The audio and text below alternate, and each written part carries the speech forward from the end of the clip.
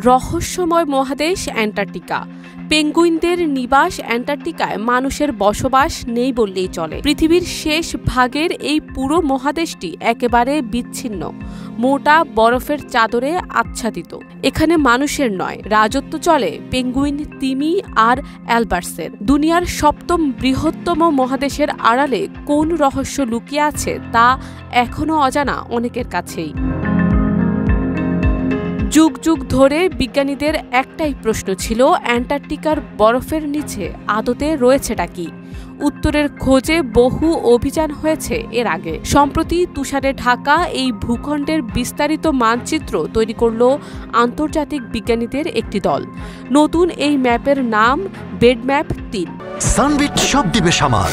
Sunbit magic press dishwashing এর মাথা ঘোরানো সলিউশন।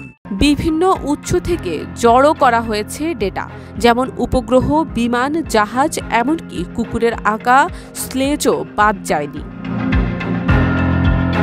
বরফের এই মহাদেশের উচ্চতা, বরফের ঘনত্ব এবং হিমবাহের উপভৌগোলিক অবস্থানের তথ্য সমৃদ্ধ বেডম্যাপ ৩ উপস্থাপন করেছেন বিজ্ঞানীরা। ব্রিটিশ অ্যান্টার্কটিকার সার্ভের এই অভিযানে অংশ নিয়েছে একাধিক প্রতিষ্ঠান।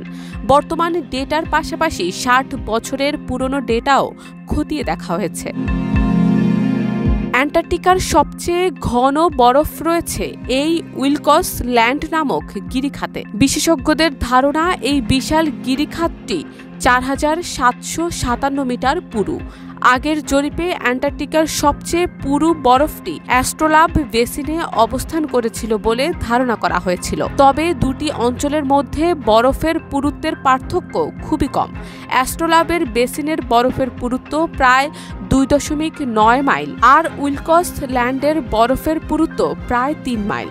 গবেষকরা জানান, অ্যান্টার্কটিকা অনেক বেশি পুরো বরফের চাদরে ঢাকা এবং সমুদ্রপৃষ্ঠের নিচে অবস্থিত বেডরকে আরও বেশি পরিমাণ বরফ রয়েছে। তাদের সংখ্যা অনেক অংশই সমুদ্রপৃষ্ঠের নিচে অবস্থিত, আর সাগরের উষ্ণ পানি তুলনামূলকভাবে বরফের দিকে প্রবাহিত হতে পারে। ফলে বরফের দ্রুত গলে যাওয়ার ঝুঁকি বেড়ে যায়। বেডম্যাপ ৩-এর আগে হয়েছিল বেডম্যাপ ২ এবং বেডম্যাপ ১। নতুন মানচিত্রটিতে একযোগে প্রায় ৫২ মিলিয়ন নতুন ডেটা পয়েন্ট ব্যবহার করা হয়েছে, যা আগের গবেষণাগুলোর ফলাফলকে আরও নির্ভুল করেছে।